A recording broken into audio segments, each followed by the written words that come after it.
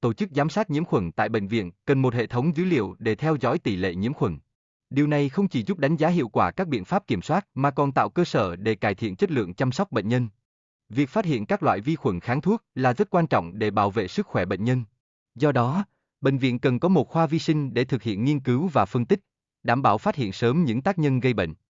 Hơn nữa, giám sát nhiễm khuẩn không chỉ đơn thuần là thu thập dữ liệu mà còn bao gồm việc thông báo kịp thời tới bác sĩ và nhân viên y tế. Hành động này là rất cần thiết để họ có thể đưa ra các biện pháp ứng phó hiệu quả. Các vị trí dễ bị nhiễm khuẩn trong bệnh viện, như đường hô hấp và đường ruột, thường dễ dàng lây nhiễm qua các thiết bị y tế. Việc chú ý đến những khu vực này trong quá trình điều trị là rất cần thiết nhằm giảm thiểu nguy cơ lây lan. Việc sử dụng kháng sinh cần được kiểm soát chặt chẽ để tránh tình trạng kháng thuốc. Điều này bao gồm việc tìm hiểu lịch sử bệnh của bệnh nhân trước khi kê đơn, nhằm thực hiện các quy định hiệu quả về việc sử dụng kháng sinh. Cần có những biện pháp cách ly và phòng ngừa bệnh lây nhiễm trong bệnh viện, đặc biệt là đối với các bệnh truyền nhiễm như COVID-19 và cúm. Những biện pháp này không chỉ bảo vệ sức khỏe cộng đồng, mà còn giúp giảm nguy cơ lây lan trong môi trường bệnh viện. Để ngăn ngừa tình trạng lây nhiễm trong bệnh viện, cần đảm bảo rằng các bộ phận như khu khử khuẩn phải đạt tiêu chuẩn và đầy đủ phương tiện. Điều này góp phần quan trọng vào việc duy trì môi trường an toàn cho bệnh nhân. Quy trình xử lý và lưu trữ dụng cụ y tế cần phải được thực hiện nghiêm ngặt, nhằm tránh nhầm lẫn giữa dụng cụ đã khử khuẩn và dụng cụ chưa được xử lý. Sự cẩn trọng trong từng bước là rất cần thiết. Cơ sở hạ tầng xử lý chất thải trong bệnh viện rất quan trọng để đảm bảo an toàn cho môi trường và cộng đồng.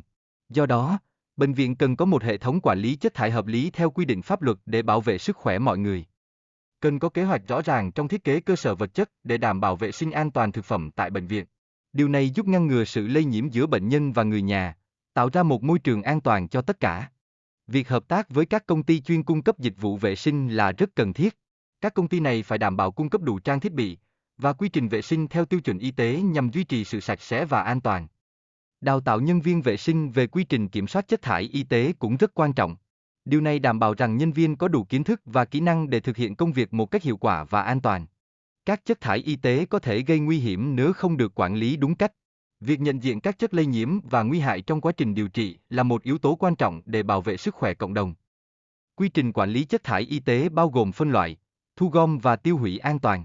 Điều này đảm bảo rằng các chất thải độc hại không ảnh hưởng đến sức khỏe cộng đồng và môi trường xung quanh.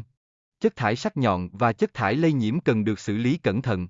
Việc sử dụng hộp đựng phù hợp giúp ngăn ngừa tai nạn và bảo vệ sức khỏe cho nhân viên y tế trong quá trình làm việc. Chất thải y tế bao gồm nhiều loại khác nhau như chất thải sinh hoạt từ buồng bệnh và chất thải từ hoạt động y tế. Do đó, việc nhận diện và phân loại rõ ràng các loại chất thải này là rất cần thiết. Hệ thống mã màu giúp phân loại chất thải y tế một cách dễ dàng và nhanh chóng. Mỗi màu sắc đại diện cho một loại chất thải khác nhau, giúp nhân viên y tế thực hiện quy trình một cách chính xác. Nguyên tắc thu gom chất thải y tế yêu cầu việc thu gom phải diễn ra tại nguồn phát sinh và thường xuyên. Điều này cần phải thực hiện ít nhất một lần mỗi ngày để tránh tình trạng lây nhiễm trong cộng đồng. Vệ sinh môi trường trong bệnh viện là rất quan trọng nhằm ngăn ngừa sự lây lan bệnh tật và bảo vệ sức khỏe bệnh nhân. Điều này bao gồm việc thu gom và xử lý chất thải một cách hiệu quả và đúng quy trình. Quy trình vận chuyển chất thải y tế phải được thực hiện theo quy định nghiêm ngặt để tránh rủi ro. Chất thải chỉ được vận chuyển vào ban đêm và cần phải được đậy kín, đảm bảo an toàn trong suốt quá trình di chuyển. Việc tiêu hủy chất thải lây nhiễm cần phải được thực hiện tại các cơ sở chuyên dụng. Chất thải phải được cô lập và tiêu hủy bằng lò đốt để đảm bảo an toàn cho cả cộng đồng và môi trường sống. Máy khử khuẩn chuyên dụng hiện đang được sử dụng rộng rãi trong các bệnh viện để tiêu diệt vi sinh vật và đảm bảo an toàn cho bệnh nhân. Những thiết bị này mang lại hiệu quả cao trong việc khử khuẩn và bảo vệ sức khỏe nhân dân. Công nghệ khử khuẩn ngày càng thay thế cho công nghệ đốt chất thải, nhằm giảm thiểu khí độc hại phát tán vào môi trường. Bộ Y tế khuyến cáo sử dụng công nghệ này để bảo vệ sức khỏe cộng đồng một cách tối ưu. Quy trình xử lý chất thải lây nhiễm bao gồm phân loại và khử khuẩn trước khi chôn lấp.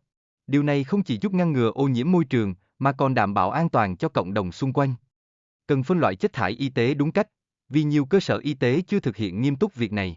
Điều này dẫn đến nguy cơ lây nhiễm cao trong cộng đồng, vì vậy cần có sự chú ý hơn nữa trong công tác này.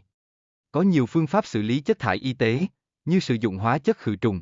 Việc áp dụng đúng quy trình sẽ giúp giảm thiểu rủi ro lây nhiễm và bảo vệ sức khỏe cho mọi người. Chất thải sau khi xử lý có thể được tái chế hoặc xử lý như chất thải thông thường.